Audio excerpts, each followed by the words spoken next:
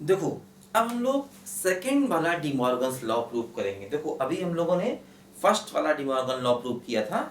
अब देखो second De Morgan law prove करेंगे। देखो सेकंड डिमॉर्गन लॉ क्या है?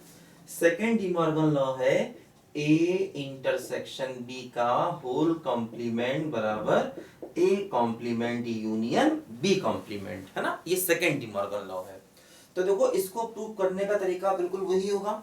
सबसे पहले क्या बोलो कि लेफ्ट हैंड साइड, है ना, subset of right hand side, है ना, left hand side subset of right hand side, इसको प्रूव करना है ना, टू प्रूव दैट। ठीक, तो सबसे पहले क्या प्रूव करना है?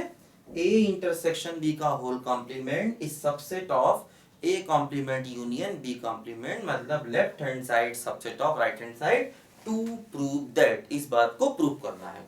तो क्या करेंगे? देखो, मान लेंगे कि let x belongs to A intersection B का होल कॉम्प्लीमेंट, मतलब एक एलिमेंट x इस साइड में मान लेंगे, एक एलिमेंट x इस साइड में मान लेंगे और प्रूव करेंगे कि वो राइट हैंड साइड में भी है ना। तो एक एलिमेंट x इस साइड में मान के चलेंगे। ठीक, अब क्या होगा? देखो, अगर x इसके कॉम्प्लीमेंट में है, अगर x इस सेट के कॉम्प्लीमेंट में है, तो इसका मतलब x इस सेट में नहीं होगा, है ना। अगर x इसके कॉम्प्लीमेंट में है तो इसका मतलब x इसमें नहीं होगा। अब देखो, अगर x a इंटरसेक्शन b में नहीं है तो इसका मतलब क्या हुआ कि x not belongs to a और x not belongs to b।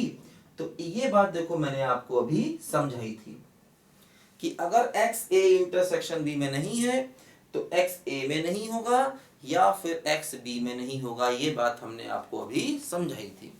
अब देखो, अगर x a में नहीं है तो इसका मतलब हुआ x a कॉम्प्लीमेंट में होगा, और अगर x b में नहीं है तो इसका मतलब x b कॉम्प्लीमेंट में होगा, है ना। अगर x a में नहीं है तो इसके कॉम्प्लीमेंट में होगा और b में नहीं है तो इसके कॉम्प्लीमेंट में होगा। ये सारी बातें मैं आपको बता चुका हूं पहले भी, है ना। ये बात ध्यान रखिए। तो सबसे पहले हमें क्या करना था कि left hand side right hand side का सबसेट होगा, इस बात को प्रूव करना था। इसको प्रूव करने के लिए क्या किया? एक element x left hand side में मान लिया। अब हमने x को लेफ्ट हैंड साइड में मान लिया, x को लेफ्ट हैंड साइड में मान लिया, x को मान लिया कि a इंटरसेक्शन b के कॉम्प्लीमेंट में है, तो इसका मतलब हुआ x a इंटरसेक्शन b में नहीं होगा, क्योंकि x इसके कॉम्प्लीमेंट में है तो उस सेट में नहीं होगा। अब देखो, अगर x a इंटरसेक्शन b में नहीं है तो इसका मतलब x a में नहीं होगा या फिर x b में नहीं होगा। x a में नहीं है इसका मतलब उसके कॉम्प्लीमेंट में होगा, x b में नहीं है या फिर उसके कॉम्प्लीमेंट में होगा। अब देखो दोनों के बीच में और लगा है तो इसका मतलब x belongs to a complement union b complement, है ना। और लगा है तो x इसमें होगा यूनियन इसमें होगा। देखो ये प्रूव हो गई, x एक एलिमेंट इधर मान के चले और प्रूव कर दिया कि वो राइट हैंड साइड में है, तो ये इसका सबसेट प्रूव हो गया। अब देखो इसी का सेकंड पार्ट, सेकंड पार्ट में क्या करेंगे? Right hand side left hand side का सबसेट होगा। देखो, a complement union b complement is subset of a intersection b का होल कॉम्प्लीमेंट, है ना। तो राइट साइड लेफ्ट साइड का सबसेट है, इस बात को प्रूव करना है ना। राइट साइड लेफ्ट साइड का सबसेट है, इस बात को प्रूव करना है। तो फिर वही तरीका क्या, एक एलिमेंट x मान लिया, a complement union b complement में इधर एक एलिमेंट मान लिया।